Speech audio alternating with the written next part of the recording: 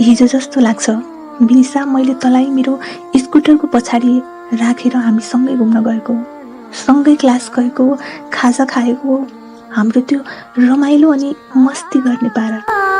मुखले केही बोल्नै पर्दैन थियो। एकअर्कालाई हेरेर आँखै आँखाको इसारामा कुरा गर्दै अर्काको बिल्ला गर्ने हाम्रो त्यो कला। मलाई तेरो अनि तँलाई मेरो थाहा नभएको के कुरा थियो होला र हामी एकअर्कासँग लुकाउनका लागि। हामीलाई कुरा गर्नु पनि रिजन नै चाहिन्न थियो। दिनदिनै भेट्थ्यौँ र पनि हामी फोनमा यति लामो समयसम्म कुरा गर्थ्यौँ कि हाम्रो भेट वर्षौँदेखि भएकै छैन र हामीसँग कुरा सेयर गर्नका लागि धेरै कुरा अझै बाँकी छन् जस्तो। जति कुरा गरे पनि हाम्रो गफ नै सकिन्न। लकडाउन सुरु हुनु एक दिन अगाडिको मात्र त कुरा हो।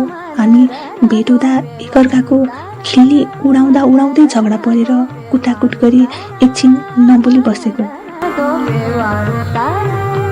र एकछिनमै मिलेर सँगै खाजा खाएर एकछिन बसेर घर फर्किएको।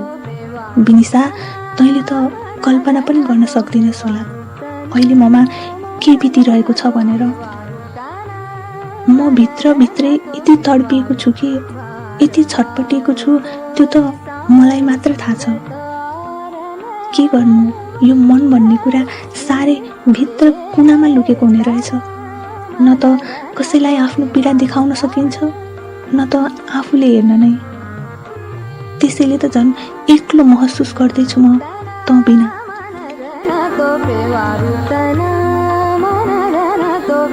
कति प्लान थियो है हाम्रो, कोभिड सकिने बित्तिकै सँगै बन्जी गर्न जाने।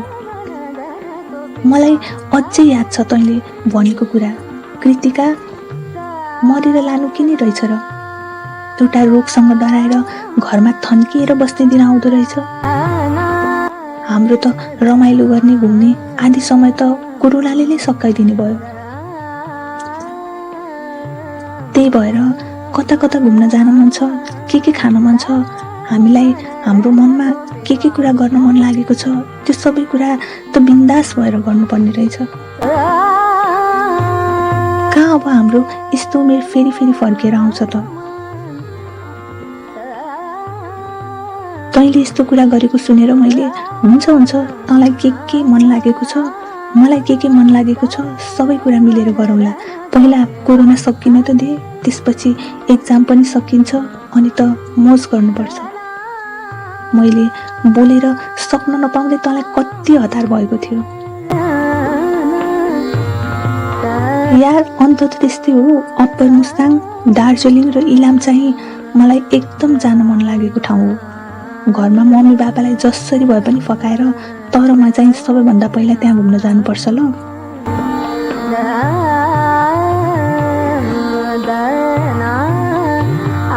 हाम्रो कुरा भनेको यस्तै हुन्थ्यो, अलिकता आफ्नो, अलिकता कलेजको, अलिकता घरको, नत्र एउटा कुनै म्युचुअल फ्रेन्डको कुरा निकाल्ने अनि उसैको बारेमा कुरा गर्ने। हाम्रो गफगाफको समय यसरी नै बित्थ्यो। मेरो घर अलि गाउँघरतिरको एरिया जस्तोमा थियो। विनिसाको घर पनि ठ्याक्कै सहर भन्न लायकको ठाउँमा। लकडाउन भएको पनि 2 महिना पुग्न आँटेको थियो अनि हाम्रो भेट नभएको पनि। फोनमा त दिनकै कुरा हुन्थ्यो, तर अगाडि भेटेर झगडा गरे जस्तो त कहाँ हुन्छ र। एक दिन विनिसा र म कुरा गर्दै थियौँ। विनिसाले भनेकी थिए, ओए हेर न, हाम्रो घर छेउको अङ्कल त आज कोरोना लागेर बित्नु भयो अरे। अस्ति भर्खर त मैले घरको छतमा देखेको थिएँ। कस्तो पत्याउनै गाह्रो, मान्छेको जुनी है, कहिले र कहाँ कति बेला के हुन्छ थाहा नै छैन। त्यो अङ्कलको एउटा मात्र छोरा युएसमा हुनुहुन्थ्यो। लकडाउन नभएको भए अङ्कलको पनि भिजा लागेको थियो जानको लागि। मलाई त त्यो सुनेबाट कस्तो टाउको दुखिरहेछ। त्यहाँको आन्टीको त रुदा बेहाल छ रे। सुन्ने बित्तिकै मलाई पनि कस्तो नराम्रो लागिरहेको थियो। तर विनिसाको मन झन् एकदम कमलो छ। यसले अब यो कुरा सम्झेर धेरै टेन्सन लिन्छ जस्तो मलाई लाग्यो। मैले के वास्तै नगरे जस्तो गरेर, ए हो र, अब के गर्नु त, मान्छेको जुनी कति समयको लागि पठाएका हुन्छन्, समय सकिएपछि एक दिन सबै जानै पर्छ। त्यही ढिलो चाँडोको कुरा त हो। त फेरि टेन्सन लिएर बस्लिस् नि। टेन्सन नलिए है। उसको बारेमा सोच्दै बसेर फेरि बिरामी परिस् भने त यस्तो बेलामा हस्पिटल जान पनि रिस्क हुन्छ। त बिरामी भइहालिस् भने फेरि म आउनु पनि मिल्दैन। बरु नयाँ साउथ इन्डियन मुभी आएको छ, दामी छ, म लिङ्क पठाइदिन्छु, त्यही हेरेर बस। मनमा धेरै कुरा नखेला। अनि घरबाट बाहिर ननिस्के भेजिटेरियनलाई कोरोना लागिहाल्यो भने रिकभर हुन अलि टाइम लाग्छ अरे भन्ने सुनेको थिएँ। टन्न खाएर बस। घरमा नै मोटाउँछु भन्ने पिरले खाना कम नगर, बरु एक्सर्साइज गरौँला। बिहान बेलुका टाइम मिलाएर दुवैजना भिडियो कल गर्दै गफ गर्दै, बुझिस् नि?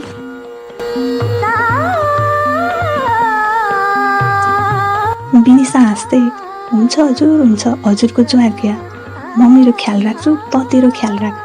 बरु मुभीको लिङ्क चाहिँ छिट्टै पठाइदिए है। हुन्छ भन्दै मैले फोन राखेँ। यसरी नै समय बित्दै थियो। 2 दिन पछाडिको कुरा हो। बिहानै एक्सर्साइज गर्न भनेर कल गरेको, बिनिसाले कल नै उठाइन। अल्छी, आज अब त्यो उठ्दिन। उठेपछि कल गरेछ भने गाली गर्छु सोचेको थिएँ।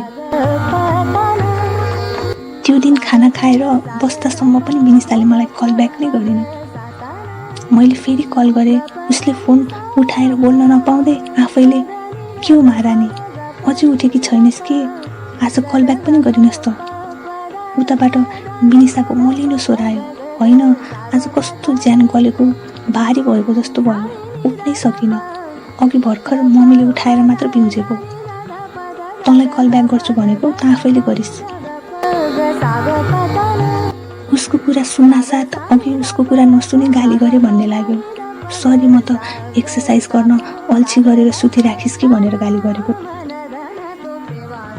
अनि एक्कासी के भयो त तँलाई यस्तो? कोरोना लाग्न आँटेको त होइन नि? बाहिर ननिस्के भनेको थिएँ मैले। कतै बाहिर निस्किस् जस्तो त लागेको थिएन कि निस्किस्?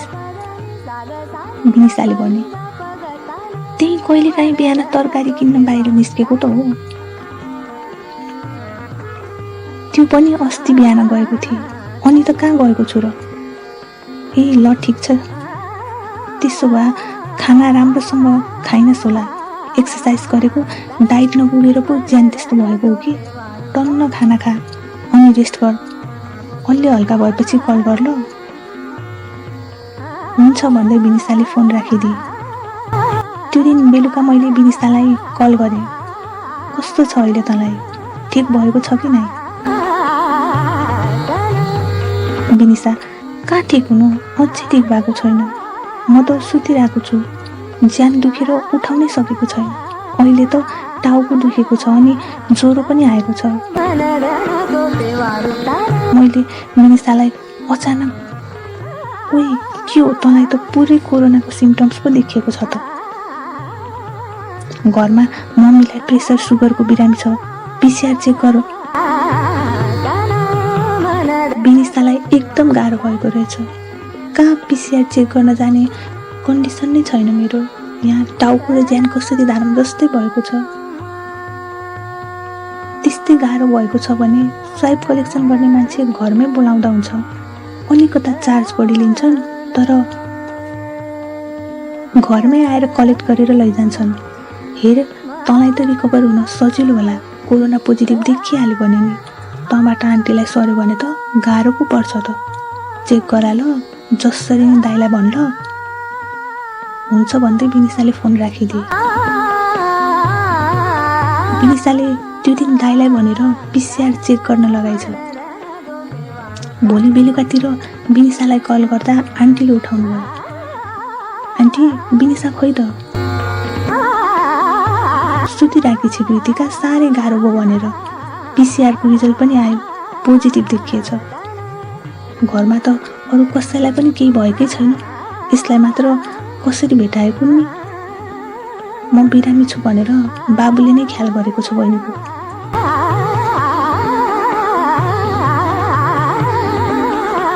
बिनिसालाई कोरोना पोजिटिभ देखियो भनेको सुन्ने बित्तिकै मेरो मनमा कता कता चिसो पसे जस्तो भयो। अनि फेरि कतिजना रिकभर भइरहेछन्, के हो त भन्ने सोचेर केही हुँदैन आन्टी, पिलिनु पर्दैन, विनिसाले खाँदिनँ भन्यो भने पनि टन्न खाना खान लगाउनुहोस्, खानेकुराले पिल्नुपर्छ, अब यसको औषधि नै छैन, अलि डाइट कुराहरू खान दिनुहोस्, सन्चो भइहाल्छ। आन्टी, दाइलाई भनेर फोन विनिसालाई दिनुहोस् न, एकपटक कुरा गर्छु। आन्टीले फोन दाइलाई दिनुभयो भने दाइले विनिसालाई, ओइ विनिसा, कस्तो छ तँलाई अहिले? केही हुँदैन, टेन्सन नलिए है, टन्नै खानेकुरा खा, 1-2 दिनमा ठिक हुन्छ। विनिसा सकी नसकी हुन्छ कृतिका, त पनि आफ्नो ख्याल राख है, तरकारी किन्न पनि बाहिर ननिस्की। मैले हुन्छ विनिसा, म बाहिर निस्किन्न, केही हुँदैन, तँलाई छिट्टै ठिक हुन्छ, छिटो ठिक भयो अनि टन्न गफ गर्नुपर्छ। अहिले रेस्ट गर अनि के औषधिहरू खानुपर्छ भनेको छ राम्रोसँग खा ल। खाना चाहिँ अरू बेलामा भन्दा अलि बढी खाने गर ल, खाना रुचेन भनेर खाना कम नगर। विनिसाले हुन्छ भने अनि मैले फोन राखिदिएँ। भोलिपल्ट बिहानै कल गर्दा आन्टीले विनिसालाई हिजोको भन्दा झन् गाह्रो भयो भन्दैछ, सास फेर्न पनि अप्ठ्यारो भयो भन्दैछ, खोकी लागिरहेछ, ज्वरो हटेकै छैन भन्नुभयो। आन्टी रुँदै हुनुहुन्थ्यो। विनिसालाई सास फेर्न पनि गाह्रो भयो भनेको सुन्दा मलाई पनि अचानक डर लाग्न थाल्यो। मेरो मनभित्रभित्रै पनि एक प्रकारको डर छाएको थियो। आन्टी आत्तिएको देखेर म पनि आत्तिएँ, तर पनि आन्टीलाई केही हुँदैन, हजुर आफ्नो ख्याल राख्नु, ठिक हुन्छ भने। आन्टीले सास फेर्न पनि गाह्रो भयो भने त हस्पिटल पो लैजानु पर्ने हो कि भन्नुभयो। मैले हस्पिटल लैजानु भन्दा बरु राम्रो स्याहार सुसार त घरमा नै मिल्छ आन्टी, एकदमै गाह्रो भयो भने मात्र, नत्र सकेसम्म त लैजाने होइन भने।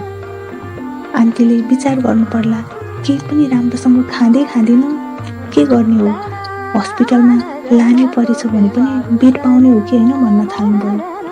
मैले विनिसालाई नदेखे पनि आन्टीको कुराले विनिसाको कन्डिसन अलि जटिल भएको महसुस गर्न थालेँ।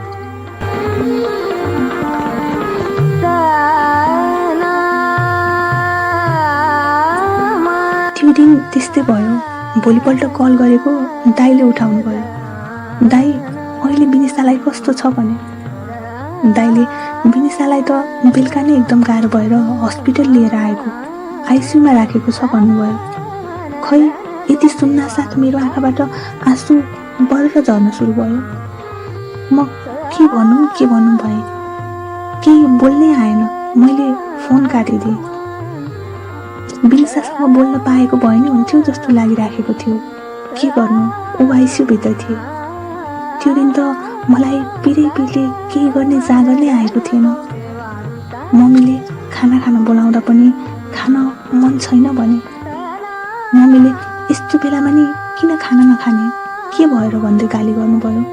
म रुँदै विनिसालाई यस्तो भयो मम्मी भनेर सुनाएँ। मम्मीले केही हुँदैन, ठिक भइहाल्छ नि, किन रुनु पर्यो, पिर नगर, ठिक हुन्छ, तँ पनि ठिक हुनु पर्यो, खाना खानुपर्छ, विनिसालाई हौसला दिनु परेन, त नै कमजोर परेर हुन्छ त भन्न थाल्नुभयो।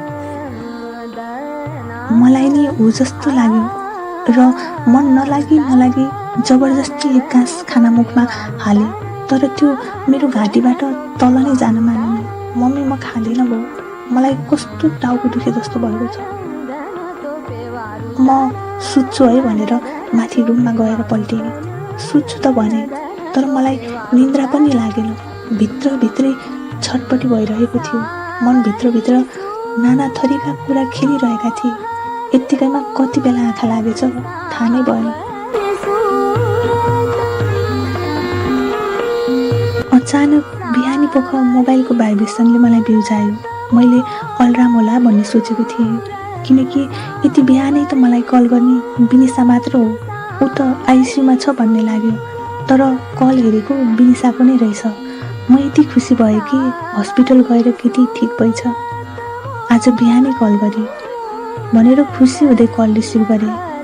एक्कासी कल उठाउन नपाउँदै आन्टीको रोलको आवाज सुने। मेरो मन यति जिरिङ्ग भएर आयो, मनले नाना थरी कुरा सोच्न थाल्यो। आन्टी के भयो, किन रुनु भएको? आन्टी केही बोल्दै बोल्नु भएन, एकहोरो रोएको गर्नुभयो। साइडबाट दाइले फोन लिएर रुँदै भन्नुभयो, बहिनी बिनिसा। चुपचाप सुनिराखे। मलाई दाइले कति बेला बाँकी पुरा गर्नुहुन्छ भन्ने भयो। दाइ अड्किँदै, बहिनी बिनिसाले त हामीलाई छाडेर गए।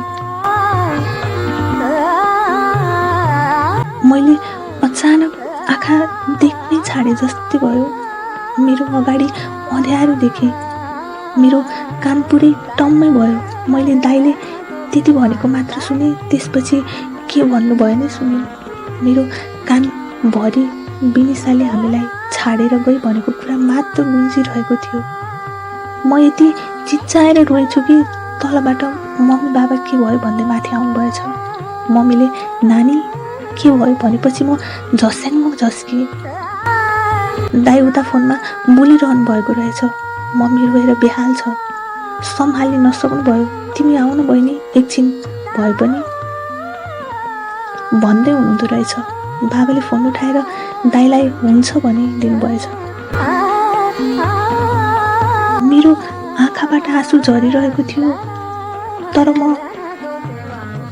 एकदम अचेत अवस्थामा थिएँ। सपना हो कि विपना मलाई छुट्याउन गाह्रो परेको थियो।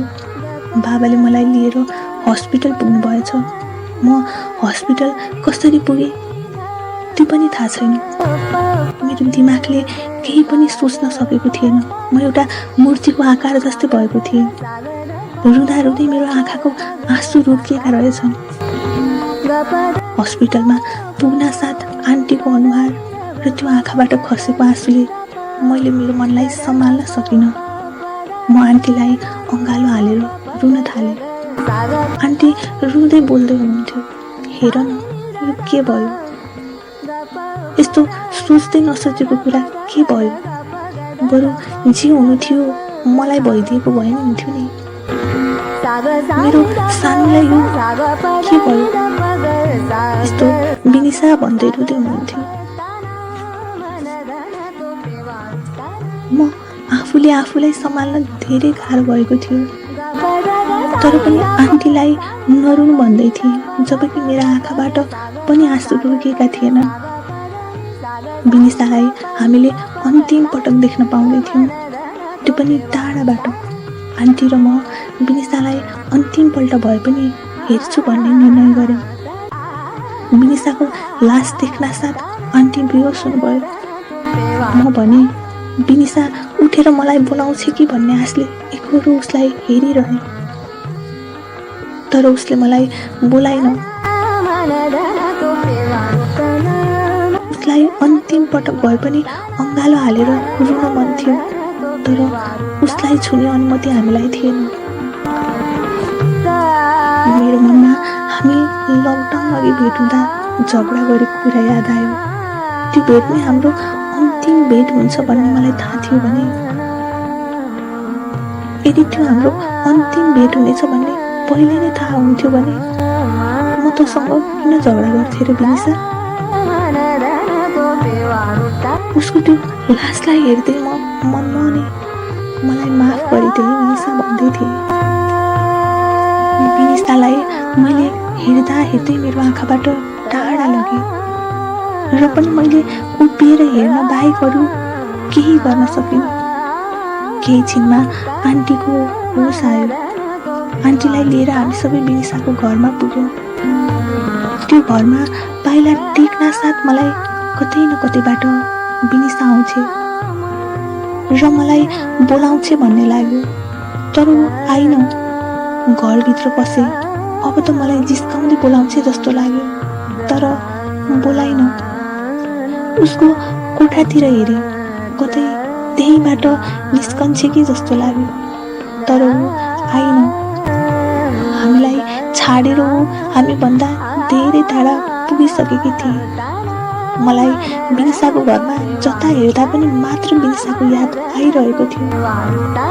घरमा सबैको हाल उस्तै नै थियो। न त कसैको मन सम्हालिसक्नु नै थियो, न त आँसु नै।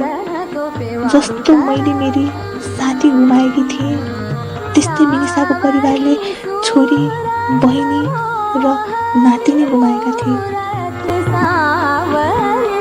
म रुँदा रुँदै कमजोर भएको थिएँ, त्यसैले बाबाले अब घर जानुपर्छ भन्नुभयो।